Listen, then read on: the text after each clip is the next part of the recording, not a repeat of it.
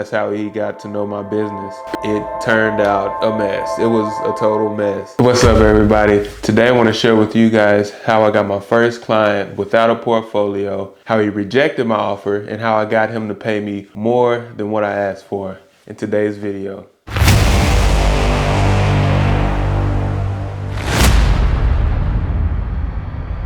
All right, so first let me give you a little backstory. Last year, 2022, I decided to start my company, CO Media Brand. I've been on YouTube since 2015. I learned how to take my videos to the next level, editing. Then I learned how to do Photoshop. So that got me into graphic design and photography. So last year I decided to make it a business. Cannot have a business if you do not have clients. So here's what I did. I designed some flyers. I took some photos for other family members before. And so I added that to the flyer. They can see the graphic design by what was on the flyer. So I passed them out. I went store to store, probably handed out over, I want to say 27 flyers. Months go by, did not get a call. I kept pushing, designed more flyers, business cards, etc. Then one day I get a call. It's from a food truck. The food truck, one of the best Hawaiian food trucks in Tulsa, Oklahoma, let me tell you. So anyway, I get a call. Hey, I got your flyer. Can you give me a quote? Went over everything with him. We had like a creative briefing.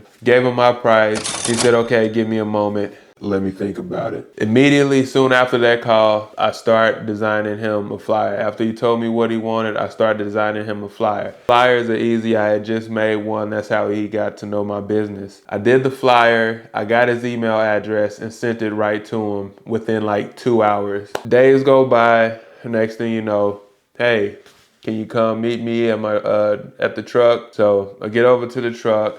We have this meeting. So he tells me everything that he needs. So he's basically trying to save some money. And so, hey, look, this is my first job. I'm gonna do, the best of my ability, what I can do for this food truck, make it look good and rebrand his business. The flyers, the first thing I worked on was the decal. Decal, it took a lot of work. You got to type in all of these menu items, all of the ingredients, and so on and so forth, design the whole thing. Anyway, long story short, it turns out great. It turns out amazing. The decal shows up. I deliver the decal. So I have no experience in installing a decal. He asked me, could I do it? I told him, yeah. So I start putting the decal on the truck. It turned out a mess. It was a total mess. So after us trying, he even offered to help. He tried, my wife tried, and it was a complete mess. So I'm like, okay, this is my first job. This is my first impression. I cannot mess this up. Within like an hour, I told him, hey,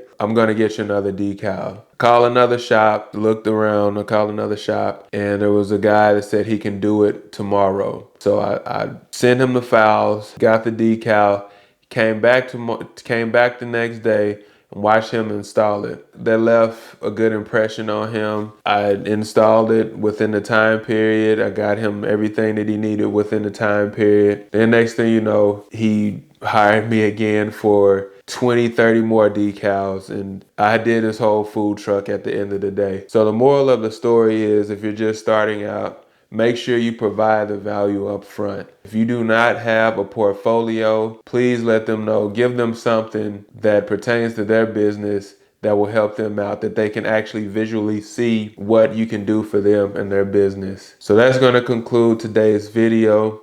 I hope this was helpful. Passing out flyers is not a thing of the past. With social media today, it's good to look online, but people mainly look online for entertainment. If you're not providing value for a company and its business, and if they don't have any connections on how you can help them, then there will be no business. Thank you guys so much for watching. I will see you guys in the next video.